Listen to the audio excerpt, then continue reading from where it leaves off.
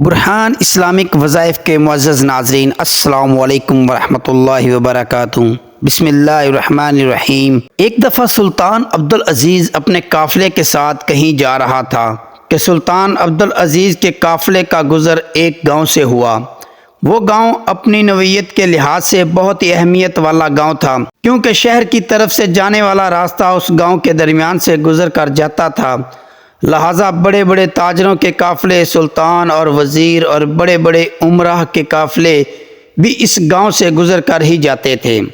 سلطان کا قافلہ جب گاؤں کے درمیان میں پہنچا تو اچانک سلطان کی نظر گاؤں کے کونے پر پڑی، جس میں ایک نوجوان ایک لڑکی کو بری طرح مار رہا تھا۔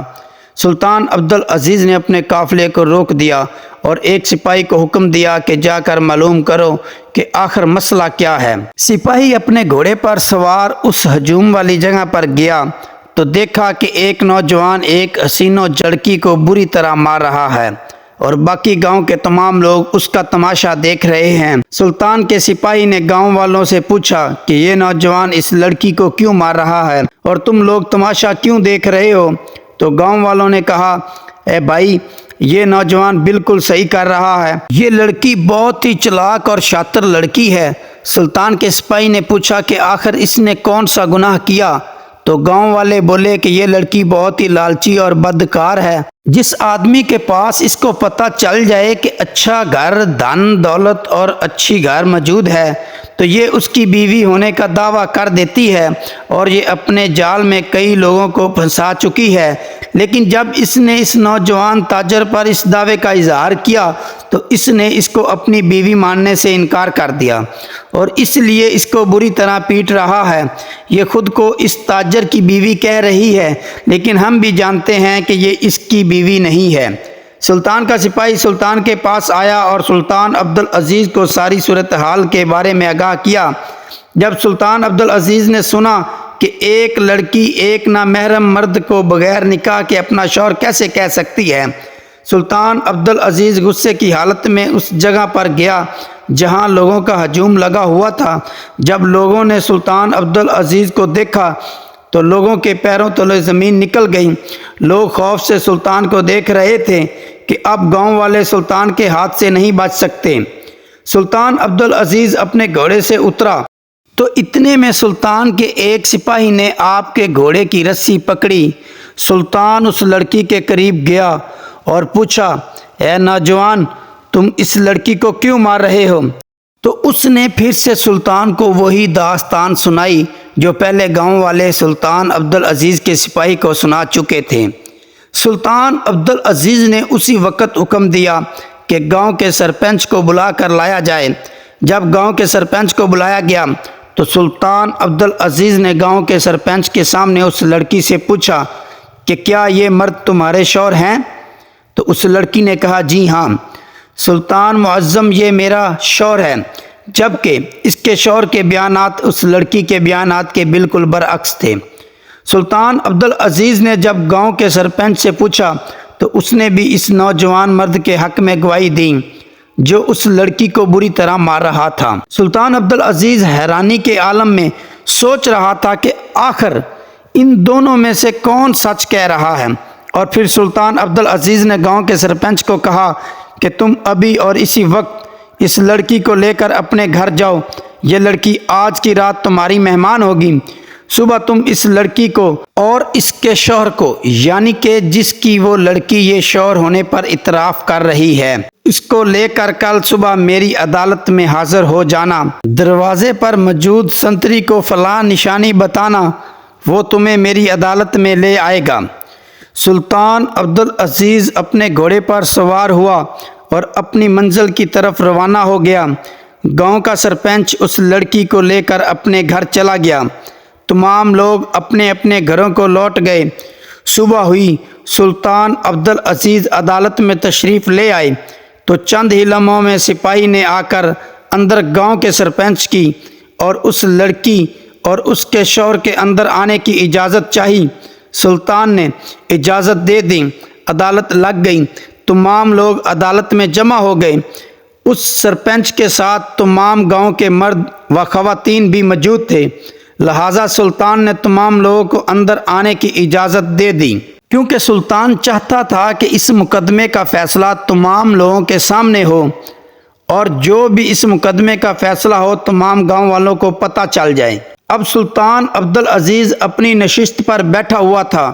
سلطان عبدالعزیز کے حکم پر اس لڑکی کو اور اس نوجوان تاجر کو کٹہرے میں لایا گیا۔ اب سلطان عبدالعزیز نے اس تاجر سے پوچھا کہ بتاؤ کہ تم اس لڑکی کو کیوں مار رہے تھے؟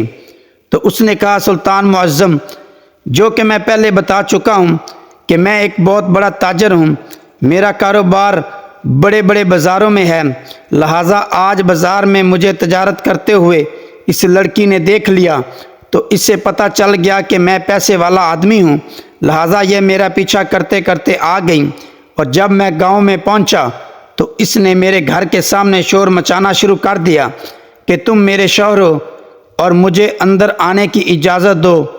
گاؤں والوں نے بھی مجھ پر شک کرنا شروع کر دیا کہ ہو سکتا ہے کہ اس آدمی نے دولت ہونے کی وجہ سے کہیں نکاح کر رکھا ہوگا اور گاؤں والوں کو پتہ نہ ہو، لیکن پھر میں نے گاؤں والوں کو یقین دلایا کہ میری ابھی تک کوئی شادی نہیں ہوئی۔ اس نوجوان کے دلائل سننے کے بعد سلطان عبدالعزیز نے اس لڑکی سے پوچھا، بتاؤ اب تم اپنی صفائی میں کیا کہنا چاہتی ہو؟ تو وہ لڑکی روتے ہوئے کہنے لگی، سلطان معظم، میں غریب کمہار کی بیٹی ہوں۔ یہ نوجوان جس بازار میں تجارت کرتا ہے اسی بازار میں میرے بابا کی ایک چھوٹی سی دکان ہے۔ ایک دن میری ماں کی طبیعت خراب ہو گئی تو میں اطلاع دینے کی خاطر بازار میں اپنے بابا کے پاس گئی۔ جب میں بازار میں پہنچی تو اس تاجر کی نظر میرے اوپر پڑ گئی تو اس نے میرے باپ کو مجھ سے نکاح کرنے کی دعوت دی۔ میرے باپ نے اس کی دعوت کو قبول کر لیا اور میرا نکاح اس نوجوان کے ساتھ کر دیا، لیکن مجھے نہیں پتا تھا کہ یہ نوجوان خوبصورت لڑکیوں سے اپنی ہوس مٹانے کے لیے چند دنوں کے لیے نکاح کرتا ہے اور پھر ان کو گھر سے دھکے دے کر نکال دیتا ہے۔ میرے ساتھ بھی اس نے ایسے ہی کیا۔ ہمارے نکاح کو ہوئے تقریباً 2 ماہ ہو چکے ہیں۔ اس آدمی نے دن رات میرے جسم سے لطف اٹھایا۔ جب بھی بازار سے لوٹتا تو مجھے بستر پر لے جاتا۔ میں نے کئی بار اس سے کہا کہ تم ایک عام شوہر کی طرح میرے ساتھ سلوک کرو، دن رات ہم بستری کرنے سے مجھے تکلیف ہوتی ہے۔ ایک عورت کو صرف پیار محبت نہیں، اپنی زندگی میں بہت سے کام کرنے ہوتے ہیں، لیکن یہ میری بات کبھی نہیں سنتا تھا، اور اسی طرح کرتے کرتے ہماری شادی کو 2 ماہ گزر گئے۔ جب 1.5 ماہ گزرے تو اب اس کا میرے جسم سے دل بھر چکا تھا۔ آہستہ آہستہ یہ مجھ سے دور ہونے لگا۔ اب دن کی بجائے بات راتوں میں چلی گئی اور راتوں کی بجائے ہفتوں میں چلی گئی۔ جب 2-3 ہفتے گزرے تو اب اس نے مجھ سے جان چھڑانے کی خاطر مجھے گھر سے دھکے دے کر نکال دیا، کیونکہ اب یہ میرے جسم سے اپنی ہوس پوری کر چکا تھا۔ اب سلطان عبدالعزیز دونوں کے دلائل سن چکا تھا۔ سلطان عبدالعزیز نے کہا کہ میں تم دونوں کے دلائل کی بنیاد پر کوئی فیصلہ نہیں سنا سکتا، لہٰذا مجھے گاؤں کے چند آدمیوں کے گواہوں کی ضرورت پڑے گی، اور ان گواہوں کے بیانات کے بعد ہی میں کسی مقدمے کا فیصلہ کر پاؤں گا۔ اب سلطان عبدالعزیز نے گاؤں کے چند بزرگ آدمیوں کو کٹہرے میں بلانے کا حکم دیا۔ جب ان کو کٹہرے میں لایا گیا تو سلطان عبدالعزیز نے ان سے پوچھا کہ ان دونوں میں سے کون سچ بول رہا ہے اور کون جھوٹ بول رہا ہے؟ تو ان تمام گاؤں کے بزرگوں نے اس نوجوان کے حق میں بیانات دیے اور اس عورت کے خلاف زہر اگلنے لگے۔ سلطان عبدالعزیز بڑا حیران ہوا کہ جب میں اس مرد کے دلائل سنتا ہوں تو یہ سچا لگتا ہے، اور جب اس عورت کے دلائل سنتا ہوں تو یہ مظلوم لگتی ہے، لیکن سلطان کا دل کہہ رہا تھا کہ یہ لڑکی سچ کہہ رہی ہے، کیونکہ وہ نوجوان چہرے سے ہی بد کردار لگ رہا تھا۔ گواہوں کے بیانات کے بعد اب سلطان کا اس نوجوان کے حق میں فیصلہ دینے کے بعد علاوہ کوئی چارہ نہ رہا۔ سلطان عبدالعزیز پریشانی کے عالم میں سوچ رہا تھا کہ اچانک سلطان عبدالعزیز نے اس عورت کو کہا کہ اب میں تم سے جو سوال پوچھوں تم نے اس کا ٹھیک ٹھیک جواب دینا ہے۔ اس عورت نے کہا، سلطان معظم، آپ نے جو پوچھنا ہے آپ پوچھ لیں۔ سلطان عبدالعزیز نے کہا کہ اگر تم کہتی ہو کہ تم اس آدمی کی بیوی ہو اور تم نے اس کے ساتھ 2 ماہ گزارے ہیں تو تمہیں اس کے گھر کے بارے میں ہر بات کا پتہ ہوگا۔ اس کی بیوی نے کہا جی ہاں سلطان معظم، مجھے اس کی ہر گھر کی بات کا پتہ ہے۔ پھر سلطان نے کہا کہ کیا اس آدمی نے گھر میں پالتو جانور رکھے ہوئے ہیں؟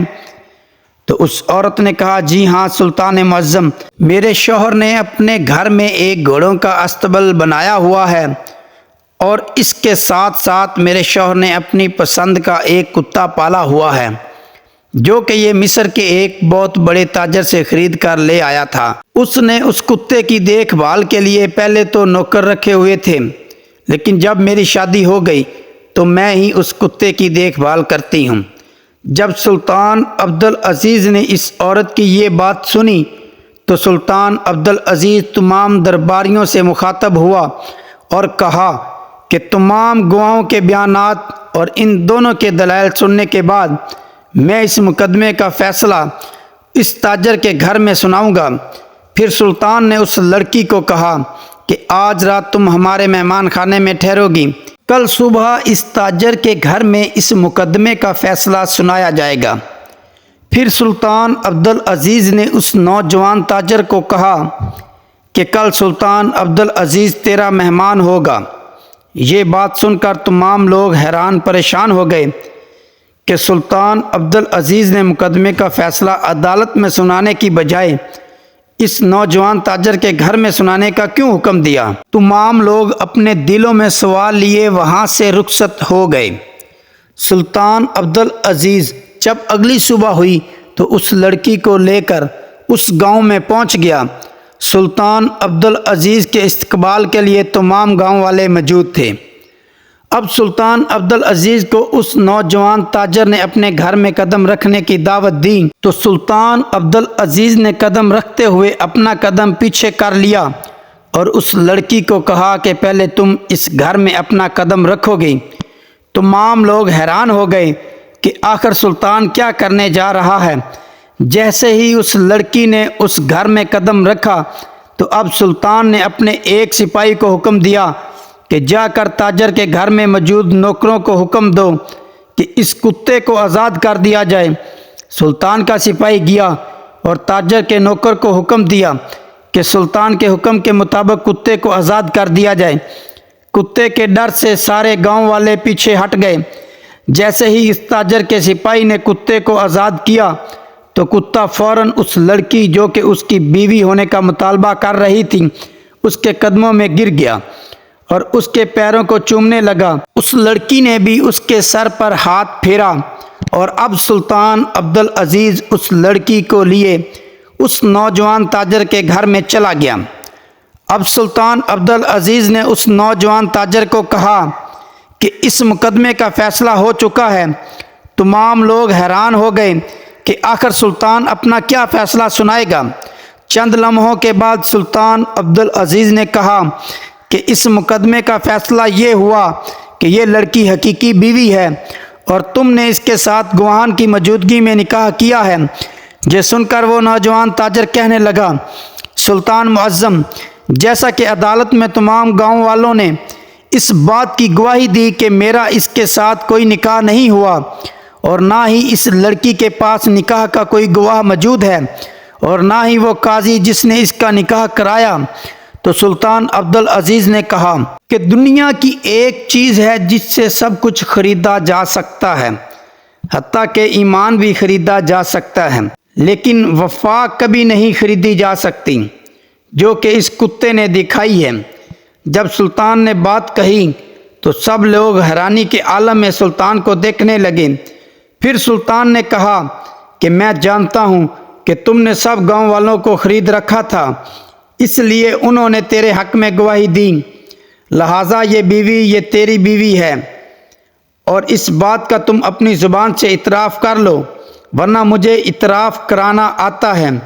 سلطان کے الفاظ سن کر وہ نوجوان سلطان کے قدموں میں گر گیا اور کہا سلطان معظم، بے شک یہ نوجوان لڑکی میری بیوی ہے اور میں نے اس کے ساتھ نکاح کیا، لیکن حضور میری ایک بات سمجھ نہیں آ رہی کہ آخر آپ کو کیسے پتہ چلا کہ تمام گاؤں والے جھوٹ بول رہے ہیں اور یہ لڑکی سچ بول رہی ہے؟ تو سلطان عبدالعزیز نے کہا کہ جیسا کہ میں نے کہا کہ سب کچھ خریدا جا سکتا ہے لیکن وفا خریدی نہیں جا سکتی۔ جیسے ہی اس لڑکی نے گھر میں قدم رکھا تو اس کتے نے اس کے پاؤں چاٹنا شروع کر دیے، کیونکہ جب یہ گھر میں ہوتی تھی تو اس کو کھانا ڈالتی تھی، اس کی دیکھ بھال کرتی تھی۔ اگر یہ تیری بیوی نہ ہوتی تو یہ اتنی بڑی نسل کا کتا گھر میں داخل ہوتے ہوئے ایک انجان عورت کو کبھی اس طرح پیار نہ کرتا، اس کے قدموں کو نہ چاٹتا۔ تو میں نے اس عورت کے ساتھ اس کتے کے پیار کو دیکھا تو مجھے پتہ چل گیا کہ یہ واقعی تمہاری بیوی ہے اور اس گھر میں رہتی ہے۔ اور پھر سلطان عبدالعزیز نے کہا کہ انسانوں سے تو بہتر وہ کتے ہیں جو انسانوں کے ساتھ وفا کرتے ہیں اور چند سکوں کی خاطر بکتے نہیں۔ جب سلطان نے بات کہی تو تمام گاؤں والے شرم سے سر جھکائے کھڑے ہو گئے۔ سلطان عبدالعزیز نے کہا کہ اے گاؤں والو، تمہاری اوقات تو اس کتے سے بھی کم ہے۔ میری نظر میں یہ کتا تم سب سے قیمتی ہے۔ تم سب کسی کچرے سے کم نہیں۔ تم نے چند سکوں کی خاطر ایک مظلوم عورت پر ظلم ہوتے ہوئے دیکھا لیکن تمہارا ضمیر نہیں جاگا۔ لیکن ایک بات یاد رکھنا کہ جب بھی کہیں ظلم ہوتا ہے تو سب کچھ چھپایا جا سکتا ہے لیکن کبھی ظلم کو نہیں چھپایا جا سکتا۔ اس لیے اس نوجوان نے جو اس عورت پر ظلم کیا وہ اس سے چھپایا نہ گیا، اور اس کتے کی مدد سے مجھے پتہ چل گیا کہ یہ عورت واقعی میں سچ بول رہی ہے اور یہ نوجوان جھوٹ بول رہا ہے۔ پھر سلطان عبدالعزیز نے اس نوجوان کو کہا کہ اے نوجوان، اب بتاؤ تجھے کیا سزا دینی چاہیے؟ تو نوجوان تاجر نے کہا، سلطان معظم، آپ میرے لیے جو بھی سزا کا تعین کریں گے میں اس کو بھگتنے کے لیے تیار ہوں۔ تو یہ سب صورتحال دیکھتے ہوئے وہ لڑکی رونے لگی اور کہا، سلطان معظم، میں آپ سے درخواست کرتی ہوں کہ آپ میرے شوہر کو کوئی سزا نہ دیں۔